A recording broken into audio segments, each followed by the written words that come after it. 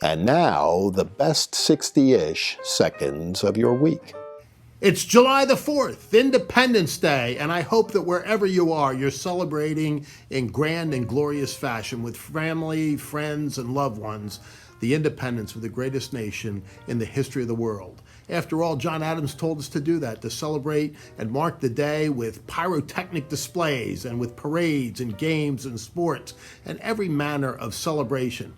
He actually thought we'd be doing it on July the 2nd, the day on which the Continental Congress actually voted to sever our ties with Great Britain. It was July the 4th when the Declaration itself was adopted, and a lot of people thought that the Declaration was actually signed on July the 4th. It really wasn't for several more weeks. August the 2nd was when most of the signatures were affixed, but even then, some were lagging behind, including Robert Livingston, one of the members of the 5-person committee that actually wrote the Declaration. He never signed it, nor did John Dickinson of Pennsylvania, who refused to sign it, and because Congress had passed a resolution that no person should be able to serve in Congress unless they signed the Declaration, because they realized that their lives and their fortunes at sacred honor were at risk. They wanted every person to have to sign it.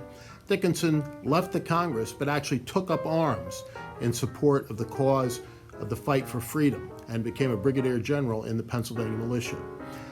And as we celebrate July the 4th, it really is important to take this year especially a moment to reflect upon what those brave 56 men and the women, as Abigail Adams was quick to tell us, did in that place, Philadelphia, Pennsylvania, in the hottest days of 1776.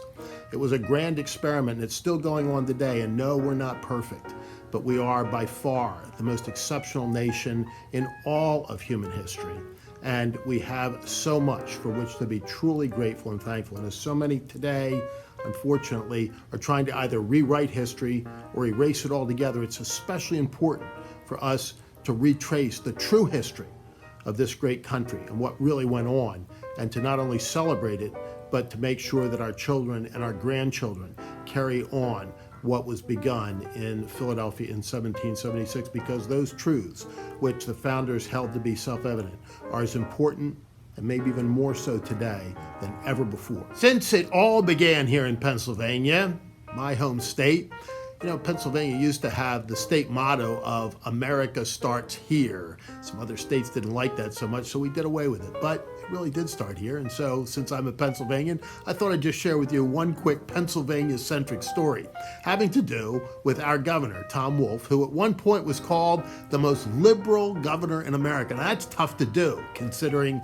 the competition for that title. But he managed to do it, and he has, throughout this Wuhan flu pandemic, been one of the governors that overreached on a pretty regular basis and had some pretty arbitrary and capricious edicts and rulings, supported by the state Supreme Court, a top-heavy Democrat body. And this week, he got another favorable ruling from the state Supreme Court, written by a justice by the name of David Wecht. Later in the week, David Wecht's father, himself a Democrat, and probably the most well-known medical doctor in the state, said this about Governor Wolf's most recent pronouncement. He called it totally absurd. That's from Democrat Cyril Wecht. Can you imagine what the July 4th Independence Day celebrations are going to be like at the Wecht household? Just something for you to think about as you celebrate with your family. And in the midst of our July 4th Independence Day celebrations, there was some good news economically this week.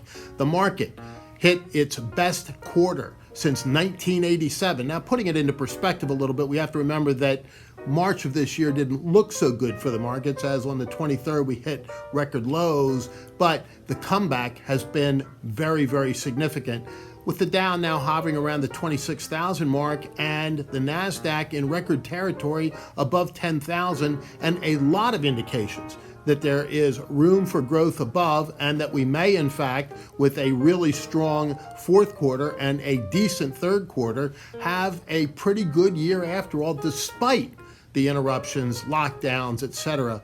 of the Wuhan flu virus. So say a prayer and realize that the economy still dominates presidential elections. You know, the old adage of the Clinton campaign in 1992 that it's the economy, stupid, still really holds true today.